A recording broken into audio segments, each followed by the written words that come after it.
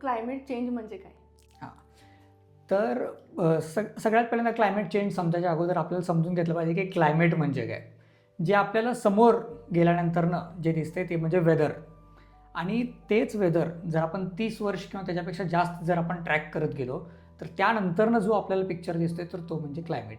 For example सांगलीचं climate हे आपण semi ॲरिड असं म्हणतोय.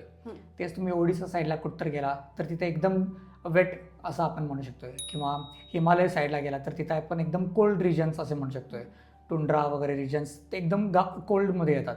अँटार्क्टिका म्हणजे कोल्ड आणि ड्राय येते. तर ते कशामुळे म्हणतोय की ते क्लायमेट तिथं वर्षानुवर्ष डिकेड्स अँड डिकेड्स मॅप केलं जाते, त्याला म्हणतोय आपण क्लायमेट. तर ह्या क्लायमेटमध्ये जर मानवनिर्मित काही बदल घडत असतील तर त्याला आपण म्हणतोय क्लायमेट चेंज. तर हे बदल नेमकं काय आहेत आणि कसे घडतात. तर आपल्याला सगळ्यात पहिल्यांदा समजून घेतलं पाहिजे की ग्रीन हाऊस इफेक्ट म्हणजे काय. तुम्ही आता उन्हाच्या वेळेस जर एका कारमध्ये बसला असला आणि जर सगळ्या काचा वगैरे बंद असतील तर आतलं टेम्परेचर काय होणार, वाढणार का कमी होणार? वाढणार. हां ऑब्व्हियसली. हां. मग तेच ॲनॉलॉजी आपण पूर्ण जर पृथ्वीसाठी वापरले तर तुम्हाला ग्रीन हाऊस इफेक्ट समजला. ती जी काच आहे ती म्हणजे कार्बन डायऑक्साईड किंवा कार्बन डायऑक्साईड सारखे बाकीचे गॅसेस जसे की मिथेन ॲटसेट्रा. मग या गॅसेस काय करतात की आतलं जे टेम्परेचर आहे ते बाहेर रिलीज होऊ शकत नाही, वाढत जाते आतलं टेम्परेचर. मग त्यामुळं काय होतं, ग्लोबल वॉर्मिंग ही प्रक्रिया सुरू होते आणि ग्लोबल वॉर्मिंगमुळं जे होतं ते क्लायमेट चेंज. मग ह्युमॅनिटीबद्दल सगळ्यात मोठं चॅलेंज काय आहे? आता ह्युमॅनिटीसाठी बरेच चॅलेंजेस आहेत समोर, जे आपण न्यूजमध्ये वगैरे बघतोय.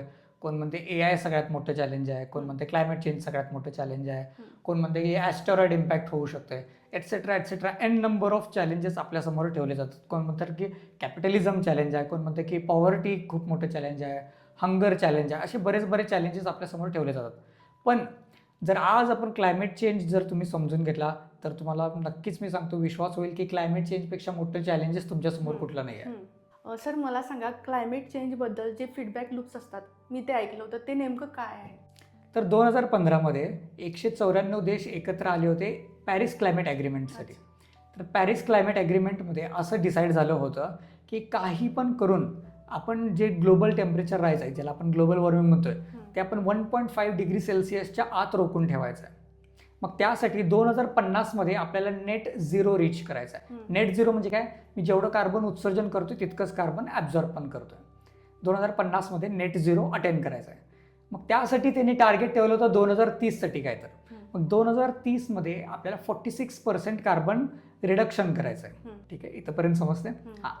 तर 2030मध्ये 46% आपल्याला कार्बन रिडक्शन करायचं आहे, असं हे 2015मध्ये डिसाईड झालं होतं. त्यानंतरनं NDCs म्हणजे नॅशनली डिसाइडेड कॉन्ट्रीब्युशन्स असं सगळ्या देशांनी डिसाईड केलं. आणि ते NDCs आज जर फॉलो जरी झाले असते तर फक्त 2.5% कार्बन रिडक्शन होणार होतं. म्हणजे आता तुम्हाला या सिच्युएशनची गांभीर्यता तुम्हाला समजते. You are understanding the gravity of this situation.